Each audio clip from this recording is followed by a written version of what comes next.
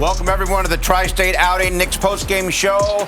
R.J. Barrett went for 23, but the Knicks were down 11-0. They were down by 15 in the first quarter. Derrick Rose, fourth quarter, brings the Knicks to within 2, but Myles Turner hits a career-high 7 threes. The Knicks, as a team from downtown, win only 5 of 24, and the Knicks go down at the Pacers 111-98. Great to have you with us from our Delta MSG studios. Bill Pito, Alan Hahn, and Wally Zerbiak. So, guys, this was a complete reversal of what we've seen all year, where the Knicks, Wally, got down early instead of up early, and they were unable to get the lead at all. The closest they got was the 2 points there in the fourth quarter. A wire-to-wire win tonight for the Pacers. Yeah, and a complete reversal of the way they've been shooting the ball from the three-point line. They've been on fire, top team in the league as far as making threes, and they just couldn't find it tonight from the three-point line. I give them a lot of credit. I thought the effort was there. I think this is the hardest I've seen Julius Randle play all season long. He attacked the basket, had 3 dunks. We're keeping an eye on his dunkometer.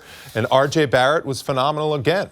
And the Knicks' leading scorer. And he did everything to try to keep the Knicks in it. But you could just tell the Knicks expended so much energy to get within 5. And then Myles Turner just raining these rainbow threes from the top of the key out of nowhere. Not a good matchup for Mitchell Robinson, because Mitchell Robinson doesn't like being 30 feet from the basket, chasing him around at the three-point line. He wants to be under the basket, rebounding and blocking shots. He was the difference in the game with those 7 threes. It was a phenomenal performance by him shooting the ball.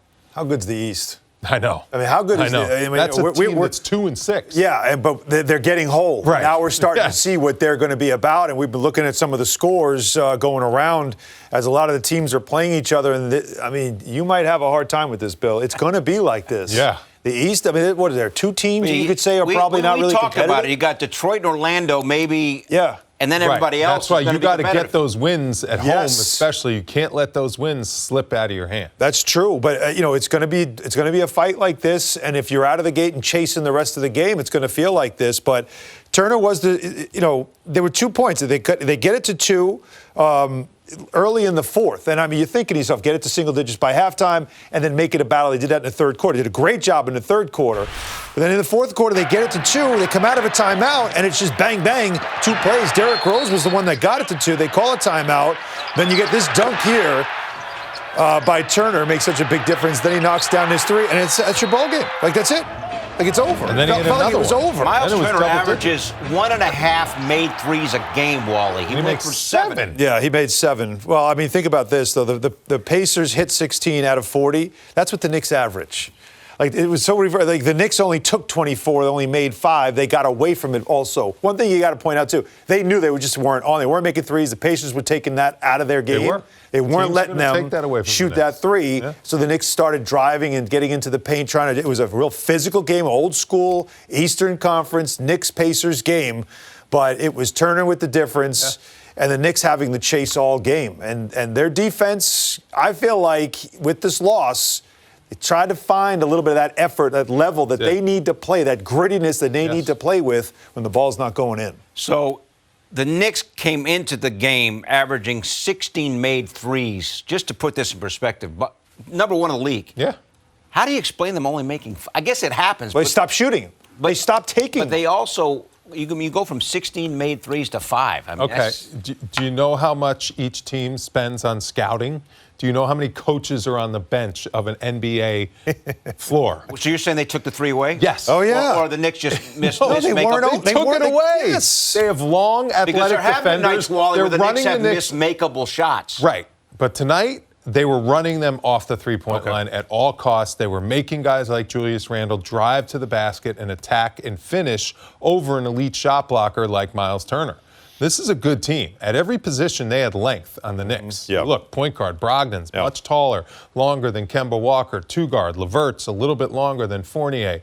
You know, Barrett is as long as those guys. I mean, Barrett's got the NBA wingspan and the NBA body to be out on the wings and handle that type of stuff. And then down low, Turner and Sabonis, you know, Mitch is probably as long as Turner, but, Sabonis is bigger than Randall. So Randall's got to do things in closer spaces. So this Indiana Pacers team is tough on the defensive end of the floor. They had a game plan. They executed it, and they took away what the Knicks wanted to do, and that's shoot the three. It's worth pointing out, Sabonis averages 21 a game. Yes, and they did a great Allen job. only scored 10 tonight. Yeah, he didn't need to be that guy tonight. Again, Miles Turner making those, 7 of 10. I mean, you can't say that enough.